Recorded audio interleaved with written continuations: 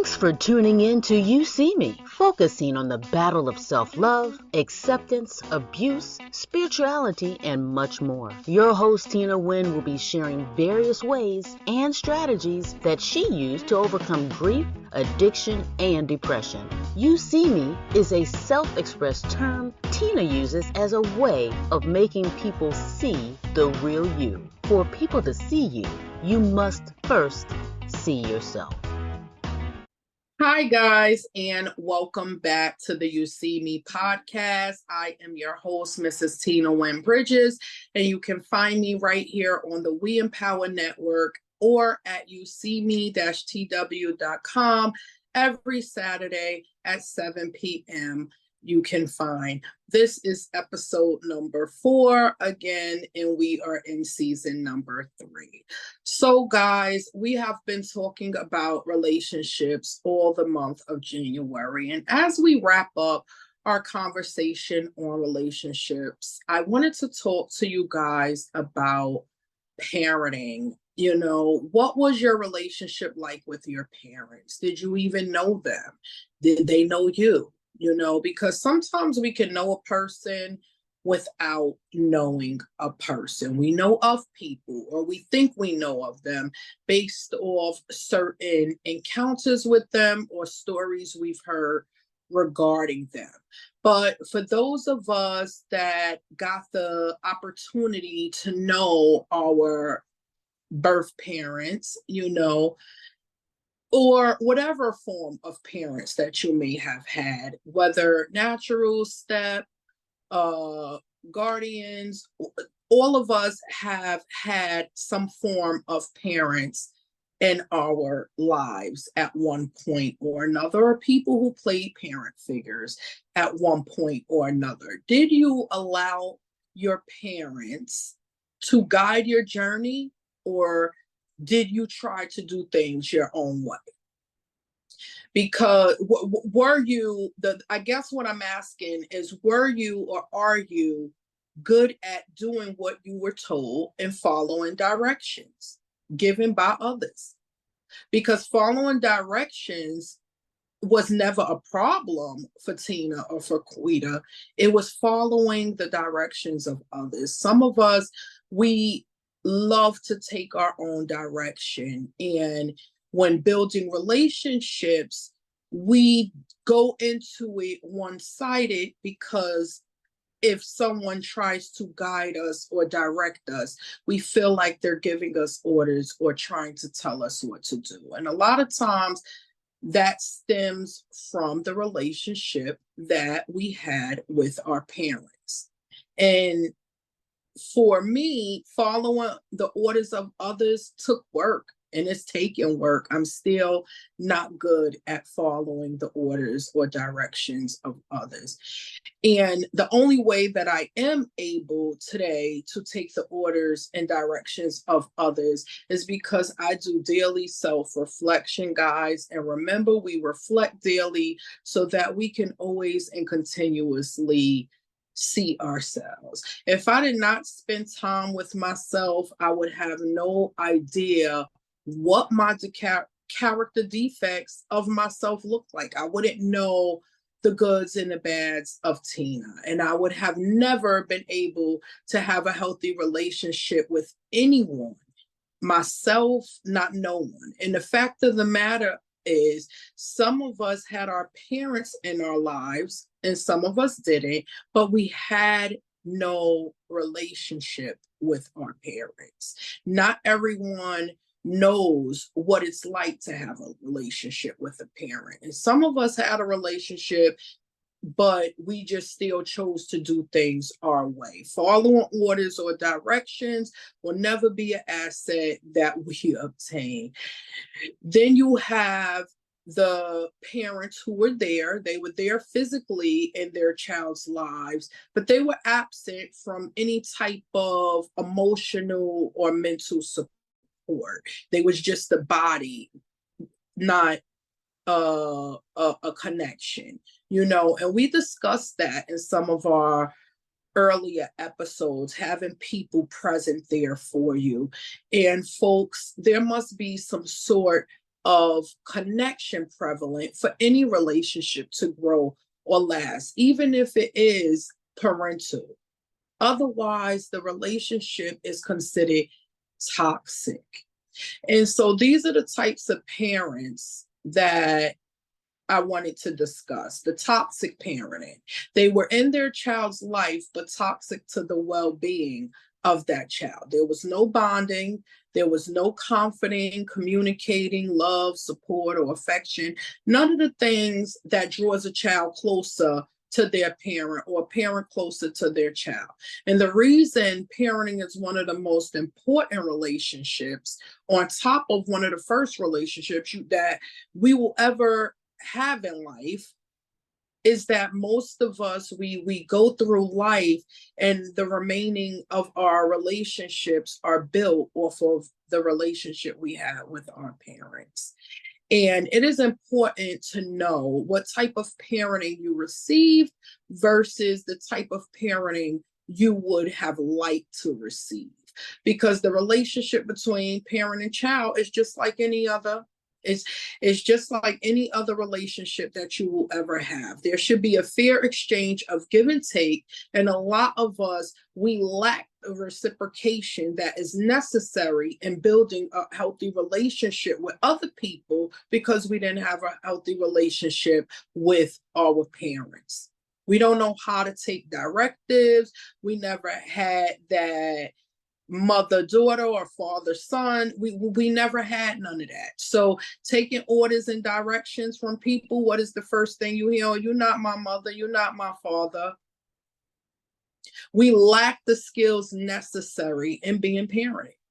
Hi guys, Tina Wynn Bridges here, your host of the You See Me podcast, inviting you guys to join me every Saturday right here on the We Empower Network and on my webpage at ucme-tw.com to gain access to the Building Bridges workshops and webinar series. Thank you. See you there.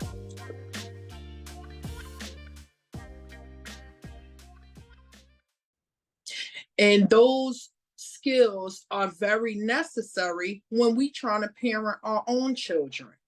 I used to struggle, guys. I used to struggle a lot when it came to parenting Tiana because I didn't know how to connect. I didn't know how to show affection or properly communicate. Our relationship was toxic. I didn't see me. I didn't see her. I didn't see anything. There was a complete space in the relationship we shared as mother and daughter. My body was there, but I was not there. Her first years, I wasn't there. My body was there. But there was a numbness in my emotions. I was emotionally disconnected. And I deflected instead of reflected. Everything that I felt, I was passing on to my child. The fact that I didn't have my mother still around to guide me made me bitter. I was bitter, guys. As she grew up and leaned on me more, I disconnected more. Then the back and forth rehabs and the jail runs, they didn't make it no better. All the things people had to say about me, I became a guilt parent. Everything I did was out of guilt. I thought if I showered her with all sorts of gifts, new clothes, let her have company, go all the places she wants to go, that I was being a good parent. By me not saying no made me a good parent. I never wanted her to be mad at me. I was already beating myself up inside. I felt like I lacked certain skills necessary in parenting, and I did.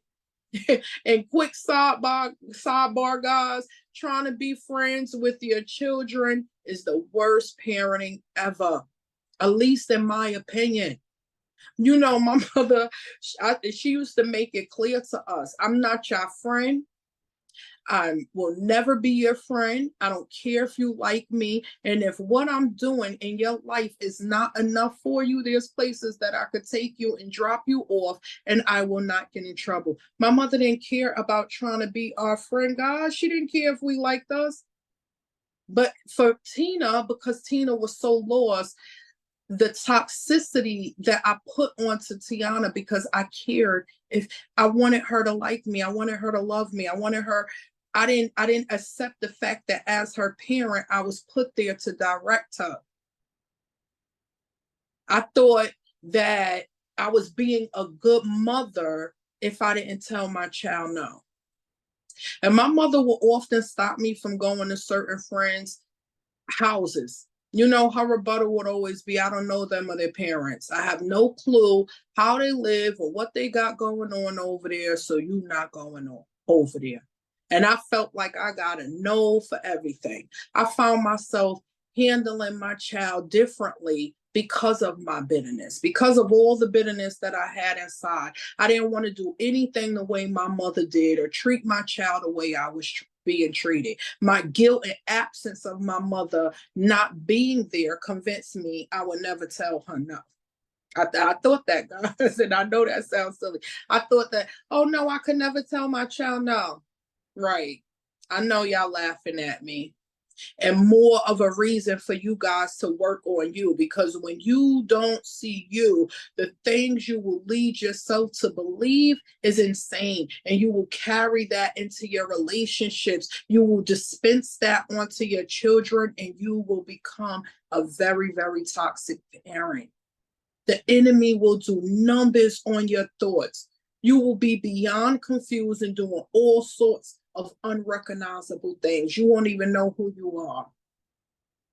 And I say all that to say, guys, because I know y'all wondering why she's saying all of this. It's because we sometimes take what's meant to protect us or to direct us, and we convert it into what we want it to be. I took my mother saying no and stopping me from going places and doing things as she didn't want me to live my life. I didn't take it as she was directing me. So I lacked connection with her in a lot of areas. And my lack of connection with her made me have a lack of connection with my own child. It made me toxic to my own child. Because remember, that's our first relationship, and we carry that with us. Hi, guys. Tina Wynn Bridges here, your host of the You See Me podcast, inviting you guys to join me every Saturday right here on the We Empower Network and on my webpage at ucme-tw.com to gain access to the Building Bridges workshops and webinar series. Thank you. See you there.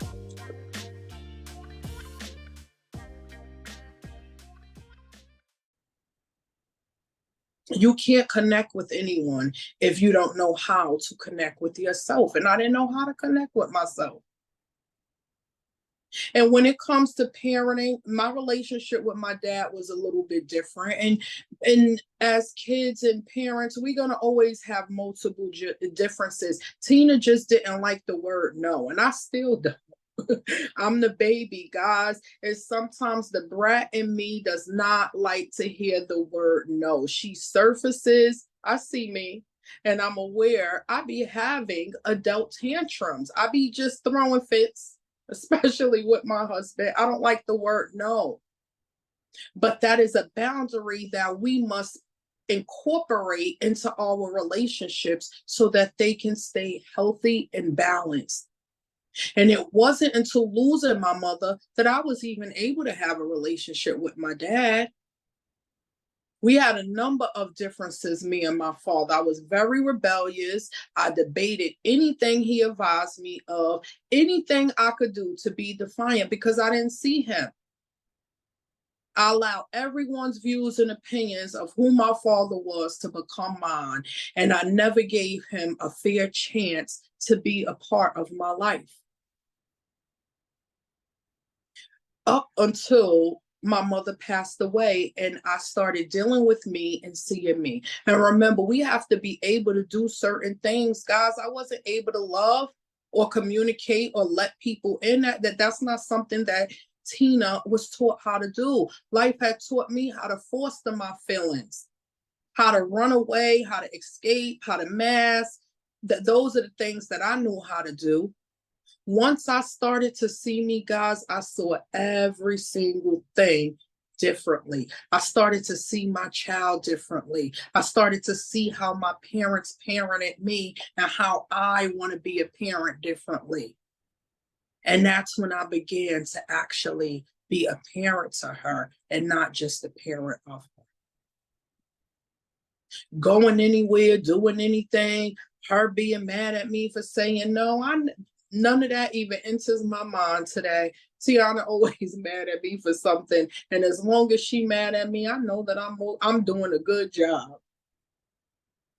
You are a representation of me. And if I don't instill certain things in you by you being mad at me, you're going to be viewed as, oh, your mother didn't teach you anything. Because a lot of times that's what society will do to us. Oh, look at her. Her mother must have not taught her nothing. And then suddenly, guys, I find suddenly all my mother's words is becoming my words. Everything my mother used to say to me, I find myself saying to my daughter. And life is funny that way sometimes, guys. But some of us, we are out here and we have convinced ourselves that life owes us something, that our parents owed us something. We try so hard not to do things like our parents and to be better than them because we mad at them that they didn't give us the life we thought we had, for some of us. And did you ever stop to think your parents didn't ask to be brought here either? None of us did. We all just here for whatever reason and whatever purpose that we may serve in God's plan, because that He is the reason. That is the reason and the purpose that we all here in the first place, not for ourselves and not for our parents. We have to live for us. And we all forget that one vital piece of information we all seem to forget. When dealing with your parents, did you ever consider that they did the best job that they could or the best job that they were capable of? Some of us was just hard-headed kids and didn't listen. I know I was. My parents was struggling to survive their flesh. They were struggling to do the best that they could. And I gave them a hard time at every turn that I could find because I didn't know how to follow directives. I didn't like being told what to do. I didn't like being told no's. No didn't work for Tina. No didn't work for Quita. Quita used to feel like it was my parents' responsibility to make sure that I had a good life. And most children approach life with that same mindset. We think our parents owe us something. I used to be very upset that my life wasn't what I wanted to be or where I wanted it to be. And I blamed my parents. Never did I look at how I treated my parents or how I made them feel as their daughter. Because do we ever stop to think of how our parents view us? Or are we just too busy viewing and judging the way we see them? Because some of us, we walking around holding grudges against our parents, but we wasn't good children. We put our parents through some stuff. We wasn't all good and peachy. We didn't follow directions, none of it. And we holding grudges because they didn't live up to our expectations of what we thought a parent should be in our lives, but what a child should be in their lives. Have y'all ever asked yourselves, what does it mean to be a parent? Because according to definition, parenting is the process of raising children and providing them with protection and care in order to ensure their healthy development into adulthood. And that's what my mother did. And that's what my father did. They told me no, they guided and directed where I needed to go. And I made the choice to do what I wanted to do anyway. I made the choice. Nowhere in the definition of parenting does it say they owe us something or they must get it all correct. What it does say is that parenting is a process. It is a process of them giving us the best direction that they think will ensure a healthy life.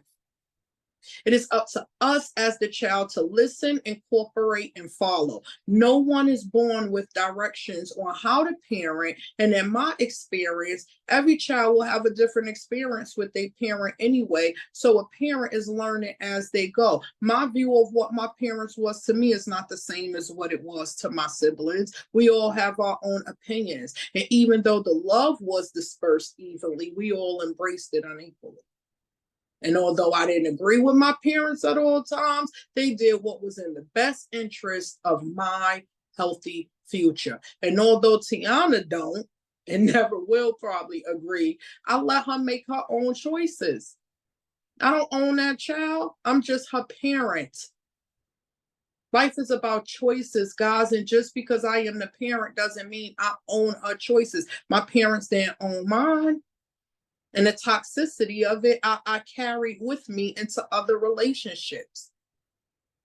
Hi, guys. Tina Wynn Bridges here, your host of the You See Me podcast, inviting you guys to join me every Saturday right here on the We Empower Network and on my webpage at ucme-tw.com to gain access to the Building Bridges workshops and webinar series. Thank you. See you there.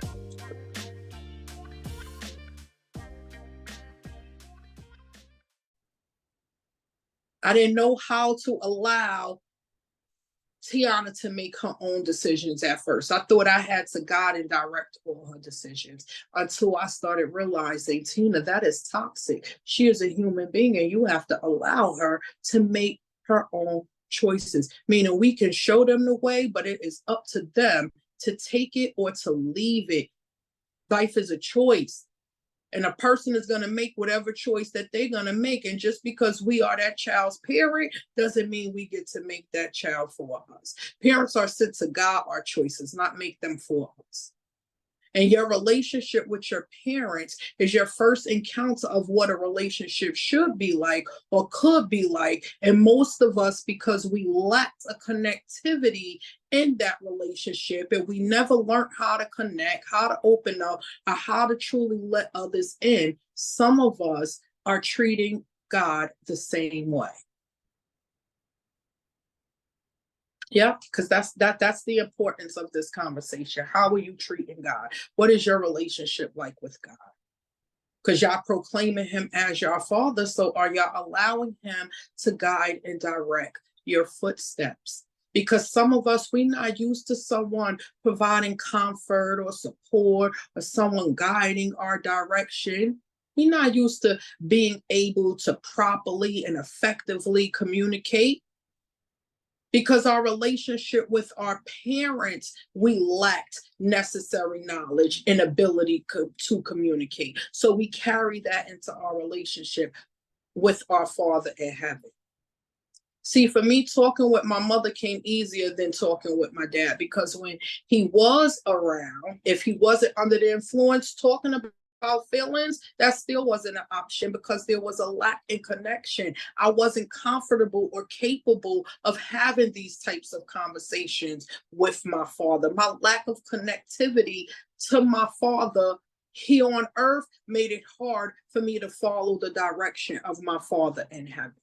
I didn't know how to treat God when I first entered into a relationship with him. I was very toxic to the relationship. I thought I could approach this relationship the same way I did all my others. And if y'all remember from our past conversation regarding roles and responsibilities in relationships, we can't treat everyone or everything the same. And what we put in will be what we get out, guys. I wasn't putting much in. I didn't put anything in. I lacked what it took to get to know our Father in heaven in his entirety. I didn't spend time with him or put time into him. I felt I was owed something for being his child. If he is truly God and he knows my heart, then he should know how I feel. And he did, and he does. He's God. But guys, have you ever been in a relationship where you felt like someone should just automatically, you expected the other person to just know how you feeling? We expect people to be mind readers. We just want them to know. I always felt my parents should automatically know how their child is feeling or what's on my mind. I didn't realize how crazy I sounded until dealing with my own child. I'm not a mind reader. Girl, if you don't tell me what's on your mind, then guess what? You're going to be sitting there with stuff on your mind, because I'm not going to sit here and pluck and pull it up out of you. When you're ready to let it out, you'll let it out. And of course, as parents, we pick up on certain moods and behaviors that our child's or children may display, those of us that are paying attention and putting in time. But I expected God to just instantly know how I was feeling without putting time, without paying him any attention, without connecting to him. I just wanted to be a child of God, and I wanted him to fix everything in my life, to know how I was feeling. And I treated him exactly how I initially treated my parents. And a lot of us are approaching God the same way. We feel like because he is the father and we are the children, we don't have to obey, or we can lean more on him than he is able to lean on us, that we don't have to follow his direction and he owe us something. Have you ever asked yourself what you would do if God didn't listen to your problems? Or if he turned his back on you, or only dealt with you when he felt like it, and only listened when he felt like it?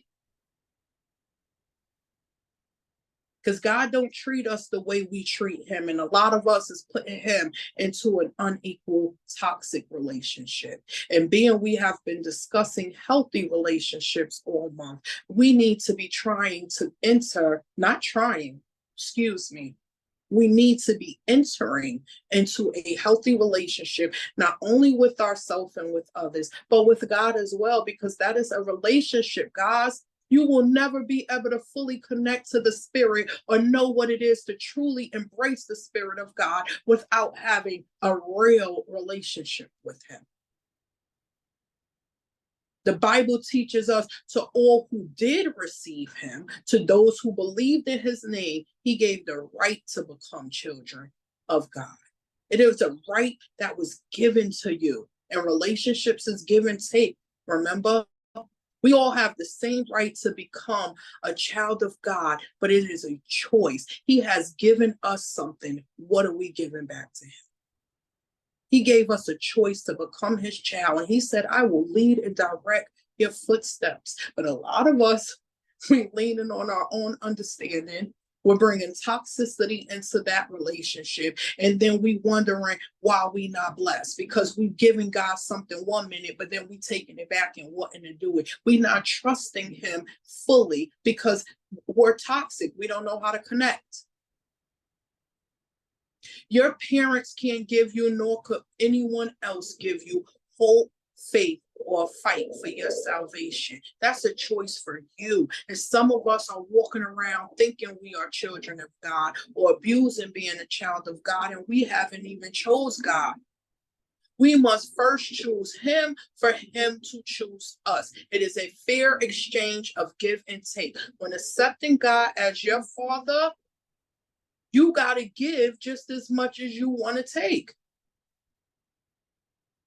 Stop being in a one-sided relationship with God. Know what you are bringing to that relationship. Know your worth in that relationship. Because most of us proclaim God as our father, but then we negate to allow him to direct our paths. That parenting syndrome kicks in. Ain't nobody telling me what to do. I'm doing this my way. I'm not following directions. I don't want to be told no. I know for Tina, that's what Tina went through. I refused to read my Bible. I refused to take instruction. I refused to allow him to direct my paths. And then I blamed him for not being there. He was an absent parent to me, as we call them in today's terms, absent parenting. But I was an absent child. I wasn't present for his lessons. I wasn't present for his teachings.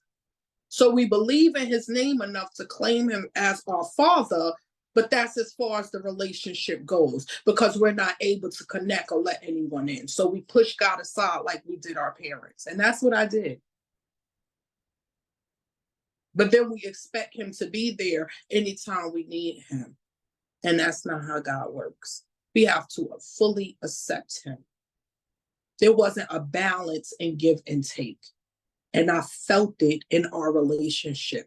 I felt the one-sidedness. And I realized that the more I allowed him to direct me, the more he directed me. The more I trusted him as my father and let him lead me, the more he led me. Guys, we have to start treating God the same way we wanted to be treated. And a lot of us feel like because he is a spirit and not an actual person, but we are all bodies of Christ. So you got to make it make sense. You are in a spiritual relationship with this man. How are you treating him? What are you getting out? Because what you get out is what you're putting in. So you got to ask yourself that every time you don't get what you are expecting.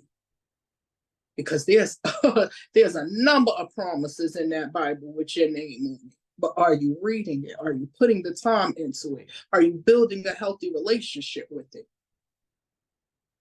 And over the last few weeks, we discussed some pivotal points and what is required in having and building healthy relationships. And the purpose of having relationships in the first place is to provide us with a sense of belonging, support, and love. And we all know that that is the number one thing that God wants from us.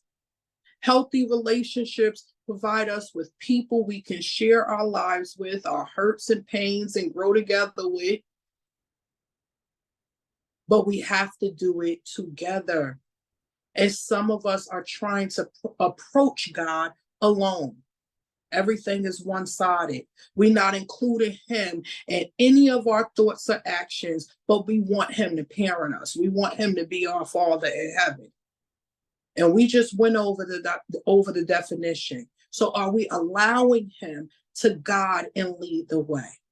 Or are we still trying to do things our way? And I want you guys to ponder on that. I want y'all to ask yourselves that question every time you deal with God or expect results from him.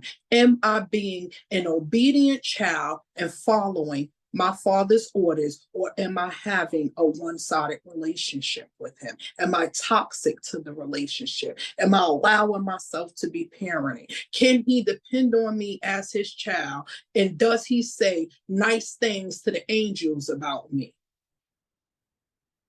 I want y'all to ponder on that when the word relationship comes to mind.